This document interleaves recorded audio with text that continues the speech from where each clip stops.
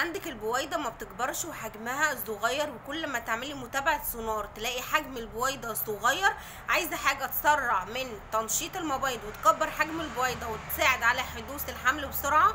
كمان لو انت عايزة حاجة سريعة وحاجة ما تضيعيش وقت فيها وتساعدك على حدوث الحمل وتنشيط المبايض وحدوث الخصوبة، هقولك النهاردة سر مهم جدا عشان تكبير حجم البويضة في 3 ايام بس عشان حدوث الحمل بسرعة ان شاء الله. يلا بينا كده نبدأ الفيديو. بس قبل ما ابدأ عايزة افكركم ان انا بعمل بث مباشر على قناة وصفات سارة. البث المباشر ده بعمله للرد على جميع الاسئلة وجميع الاستفسارات الساعة 11 بتوقيت السعودية، الساعة 11 بتوقيت السعودية، يعني بتوقيت مصر الساعة 10. في بقى أي بلد عربية شوفي فرق التوقيت بينك وبين السعودية قد إيه، أو بينك وبين مصر قد إيه، لأن بيبقى في فرق توقيت يا إما قبلها بساعة يا إما بعدها بساعة. وشوف فرق التوقيت قد إيه وادخلي في وقت البث. ولو عندك اي سؤال اكتبيه وبنكونوا مع بعض، بنقعدوا ساعه او ساعه الا ربع كده، وبنقدر ناخد كل الاسئله اللي بتجيلي وبنقدر ان انا ارد عليها، وعشان تستفيدي وعشان كمان لو عندك سؤال تحضري معانا وتكتبي السؤال بتاعك واقدر ارد عليكي كده مباشره في قلب البث ان شاء الله. هنبدا نقول بسم الله الرحمن الرحيم. اللهم صل وسلم وبارك على سيدنا محمد وعلى اله وصحبه وسلم.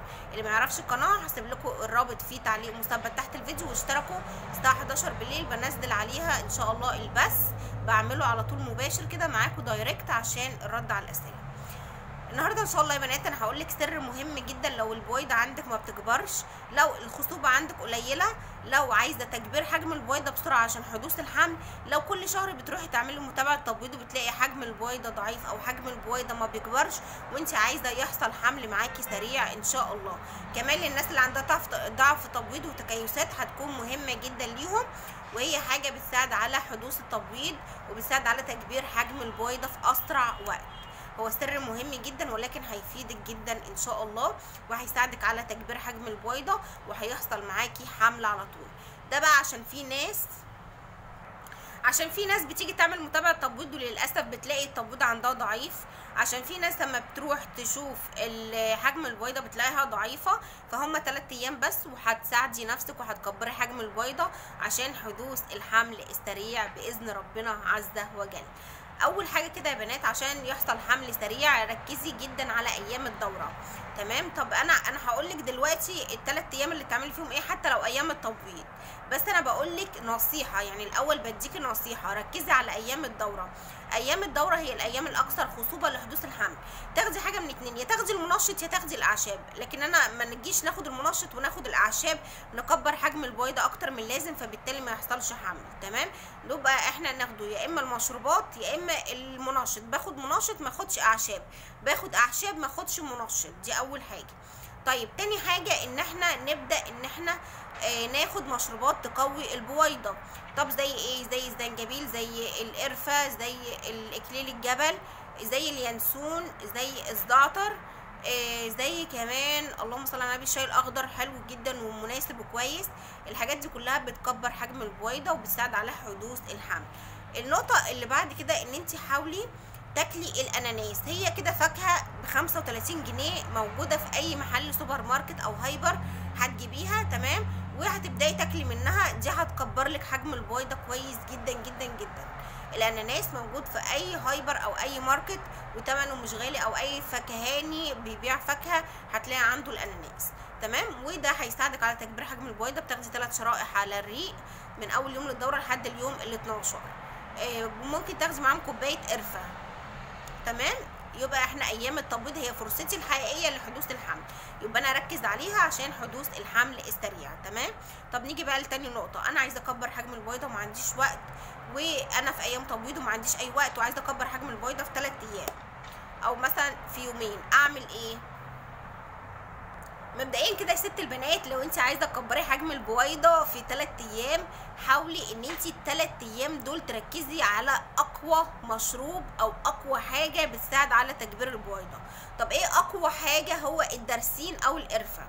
اقوى حاجه بتساعد على تكبير البويضه وانا ما عنديش وقت يبقى ناخد الدرسين او القرفه مع الاناناس. الاناناس يا اما عصير يا اما شرائح، ده اقوى حاجه بتساعد على تكبير حجم البويضه. في خلطه بقى انا هقولها لك، الخلطه دي جباره. في تنشيط المبايض وتكبير حجم البويضه. طب هي عباره عن ايه؟ هي عباره عن الكمون تمام، وعباره عن الشمر، وعباره عن الزنجبيل، وعباره عن نص معلقه قرفه. تمام، يبقى احنا هنجيبه الزنجبيل، الشمر، الكمون، الفلفل الاسود، وربع معلقه قرفه. 5 حاجات: الزنجبيل، الشمر، الكمون، وربع معلقه فلفل اسود، ونص معلقه قرفه. تمام، هتجيبيهم وتحطيهم كلهم على بعض، تغلي ميه وتحطيهم من كل حاجه نص معلقه نص معلقه نص معلقه. تمام، وتبداي ان انت تسقطي عليها الميه، وتبداي ان انت تاخدي المشروب ده مرتين يوميا. في 3 ايام هيكبر لك حجم البويضه ان شاء الله. يا اما الطريقه الاولانيه يا اما الطريقه الثانيه، انت معاكي الاثنين، واختاري المناسب واختاري المتوفر عندك. انا بديكي بدايل عشان تجيبي المتوفر عندك وتاخديه. طب افرض ما فيش ده، يبقى ناخد المتوفر عندي او الحاجه الموجوده عندي. يبقى زي ما انا قلت لك كده، والطريقه دي مهمه جدا عشان حدوث الحمل وتكبير حجم البويضه في 3 ايام او ممكن 4 ايام، يعني شوفي بقى الوقت اللي هو معاكي. لكن هي بتكبر حجم البويضه واحسن من المنشطات كمان، والقرفه والاناناس بيكبروا حجم البويضه وافضل من المنشطات كمان. دايما بقول لكم ان الاعشاب افضل، والاعشاب بيكون اضرارها اقل من المنشط. المنشط لو خدتيه بيكون اضراره طبعا زي ما حاجه بتفيد حاجه بتضر. تمام، بيعمل صداع، بيعمل تعب، بيعمل الام في الجسم، كثره في التبول، حدوث ارهاق مزمن، حاجات من دي. تمام، لكن المنشط الاعشاب ما بيكونش اضراره زي المنشطات.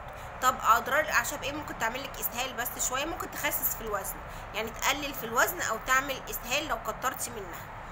بكده يا بنات انا خلصت الفيديو بتاع النهارده، قلت لك المعلومه بتاعت النهارده. يا رب اكون افدتكم، اكون ضيفه خفيفه عليكم كده يا رب. ربنا يرزقكم جميعا الذريه الصالحه عاجلا وليس اجلا، وما يحرم حد ابدا من الذريه، ويجعلها ذريه مباركه طيبه بره بيكم ان شاء الله في الدنيا وفي الاخره. اسيبكم كده في رعايه الله وحفظ الله. طبعا انا عايزه اقول لكم حاجه: الناس اللي مش مشتركه في القناه يبداوا يشتركوا بقى ويفعلوا الجرس، لان انا بلاقي معظم المشاهدات من غير المشتركين. فانتوا ليه بتتفرجوا ما بتشتركوش؟ يعني اشتركوا كده وتفعلوا، خليكم ناس متفاعله كده، عشان كده يعني عشان نكبر ونبقى عيله مع بعضشينا، اسره مع بعضشينا. تمام، اسيبكم كده في رعايه الله وحفظ الله. استنوني في البث المباشر الساعه 11 بالليل بتوقيت السعوديه، او الساعه 10 بالليل بتوقيت مصر، للرد على جميع الاسئله وجميع الاستفسارات. وعشان لو اي حد عنده سؤال يجهزه بقى دلوقتي ويدخلي في البث المباشر، بس مش بعمله على القناه دي زي ما انا قلت لكم، بعمله على قناه وصفات ساره للرد على جميع الاسئله ان شاء الله، وعشان اكون معاكم وتستفيدوا باذن ربنا عز وجل. اسيبكم في رعايه الله وحفظ الله، والسلام عليكم ورحمه الله وبركاته.